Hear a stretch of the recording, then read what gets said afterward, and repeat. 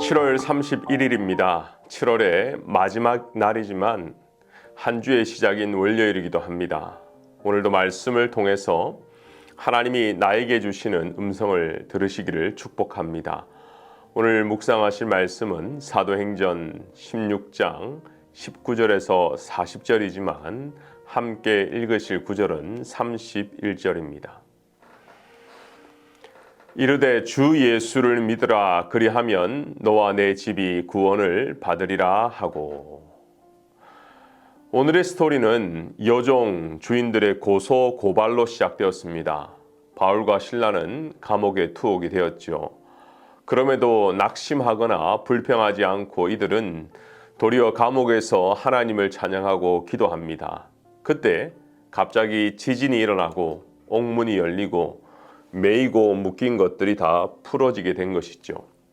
문제는 이때 간수들의 행동과 바울과 실라의 반응, 그리고 그 가운데서 역사하시는 하나님을 함께 묵상해 보고자 합니다. 첫 번째, 간수들의 행동은 자결이었습니다. 지금도 교도관이라는 직업이 있지요. 한 번은 TV를 통해서 교도관의 하루 일과를 간접 체험하게 되었습니다. 거의 모든 시간을 수감자와 함께 생활해야 하고 수감자들이 이상한 행동을 하지 않는지, 또 아픈 사람은 없는지, 수감자들 사이에서 갈등과 문제는 없는지 늘 지켜보는 감시자의 역할을 하였습니다. 퇴근하고 집에 가면서 그 외 정문을 통과할 때에 긴장이 풀린다고 합니다. 그런데 오늘 성경에서 보이는 문제는 한밤에 문제가 터졌고 아무도 어떻게 할 수 없는 지진으로 옥문이 열렸다는 것입니다. 어떻게 보면 자기 책임도 아니고 어떻게 할 수 없는 자연재해인데 그때 간수는 자결하고자 했습니다. 27절입니다. 간수가 자다가 깨어 옥문들이 열린 것을 보고 죄수들이 도망한 줄 생각하고 칼을 빼어 자결하려 하거늘. 아마도 이 간수는 그 전에 베드로가 탈출했을 때에 간수들이 처형당하는 것을 기억한 것 같습니다.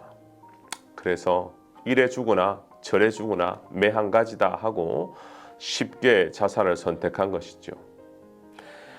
지금 시대의 한국의 자살률은 점점 높아지고 있습니다. 남녀 할 것 없이 계속해서 동반 상승 중인데요. 깜짝 놀란 것은 연령대별로 보면 80대가 가장 높다고 합니다. 그리고 그 다음이 70대라고 합니다. 통계 결과는 나이가 많으면 많을수록 많이 살아본 사람이 더 쉽게 생명을 끊어버린다라는 거예요. 아마도 이래 주거나 저래 주구나 하는 그 간수의 마음과 같다는 것입니다. 우리도 건강의 문제, 그리고 사회적으로 역할이 축소되는 문제, 경제적인 어려움, 또는 배우자의 안타까운 사망 앞에서 그 아픔을 견디지 못하고 목숨을 끊는 사회, 지금 이 시대의 사회입니다. 그리고 그때 가장 필요한 것은 정서적인 지지라고 합니다. 좀 더 그분의 말을 들어주고 그분을 칭찬하고 당신은 혼자가 아니라는 메시지가 중요한 것이죠. 자결하고픈 이 간수에게도 기적 같은 메시지가 들려옵니다. 28절입니다. 바울이 크게 소리질러 이르되 내 몸을 상하지 말라 우리가 다 여기 있노라 하니. 이것이 두 번째 바울과 실라의 반응입니다. 바울은 간수의 행동을 간파했습니다. 그리고 아주 큰 소리로 그 생명을 살리기 위해서 당신 옆에 내가 있어, 나 도망가지 않았어, 이것이 그에게는 위로의 메시지가 된 것입니다. 저는 질문이 생겼어요. 오늘 본문을 묵상하면서 왜 바울과 실라가 도망가지 않았을까? 이야, 하나님이 지진을 통해 역사하셨으면 우리를 구출하기 위함인데 왜 이들은 도망가지 않았을까? 제가 성경을 묵상하면서 깨달은 것은 처음부터 바울과 실라는 감옥에서 도망할 생각이 없었습니다. 그들이 감옥에서 찬양하고 기도한 것은 풀어달라는 것이 아니었습니다. 진짜 하나님만을 찬양한 것이었습니다. 저는 이것이 오늘 말씀의 반전이라고 생각합니다. 바울과 실라에게 감옥이라는 장소가 그들의 자유를 묶은 것이 아닙니다. 그들을 갇힌 게 한 것이 아닙니다. 그들에게 감옥은 복음을 전할 수 있는 최적의 장소였던 것입니다. 그래서 그들은 도리어 이렇게 고백합니다. 36절과 37절입니다. 간수가 그 말대로 바울에게 말하되 상관들이 사람을 보내어 너희를 놓으라 하였으니 이제는 나가서 평안히 가라 하거늘. 이제는 공식적으로 당신들 죄가 없습니다. 이제는 떠나십시오 하는데도 37절을 보니까 이래요. 바울이 이르되 로마 사람인 우리를 죄도 정하지 아니하고 공중 앞에서 때리고 옥에 가두었다가 이제는 가만히 내보내고자 하느냐? 아니라 그들이 친히 나와서 우리를 데리고 나가야 하리라 한데. 태도가 좀 이상하죠? 좀 이해할 수 없는 상황입니다. 바울과 실라는 자기를 고소고발한 사람, 가둔 사람을 전혀 두려워하지도 않았고 지금 이 상황을 럭키라고 생각하지도 않았습니다. 어떻게 하면 이들에게 복음을 전할 수 있을까? 오직 그것만 생각한 것입니다. 담대한 복음으로 인해 생각지도 못한 하나님의 역사가 일어납니다. 그것이 무엇입니까? 그 복음이 멈추지 않고 간수를 통해서 온 가족에게 복음이 전해진 것이죠. 그래서 간수는요, 육적으로도 자결할 필요가 없었습니다. 왜요? 도망가지 않았으니까요. 그러나 더 중요한 영의 구원을 받았다라는 것입니다. 주의 말씀을 그 사람과 그 집에 있는 모든 사람에게 전하였기 때문에 온 가족이 구원을 받은 것입니다. 지진이 일어난 이유도 복음 때문이고 바울과 실라가 갇힌 이유도 복음 때문이었습니다. 모든 것이 기승전 복음으로 흘러가고 있는 것이 사도행전이죠. 왜요? 하나님이 가장 기뻐하시는 것 한 영혼이 주께로 돌아오는 것이기 때문입니다.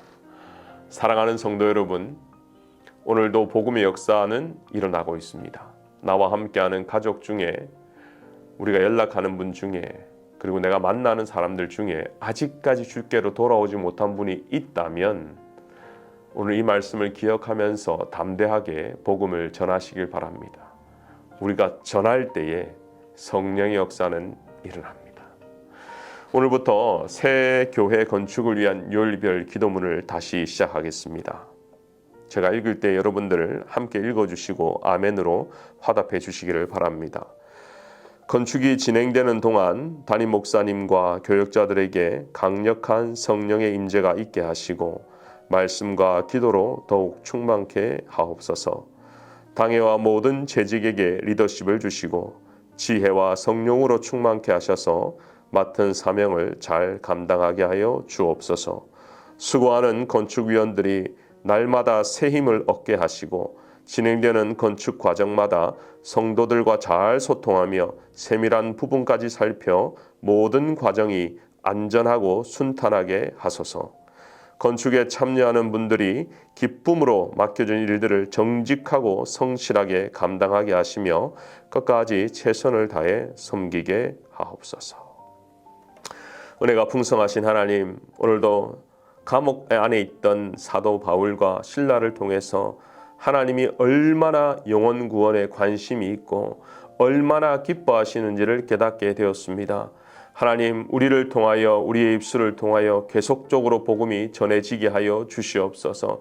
완악한 마음, 강팍한 마음이 우리의 삶을 통하여 또 우리의 친절함을 통하여 우리의 섬김을 통하여 녹아내리게 하시고 예수 그리스도의 십자가를 받아들이고 예수님을 구주로 삼고 나아가는 그런 복음의 역사가 날마다 우리 교회 가운데 풍성이 있게 하여 주옵소서. 감사드리며 예수님의 이름으로 기도하옵나이다. 아멘.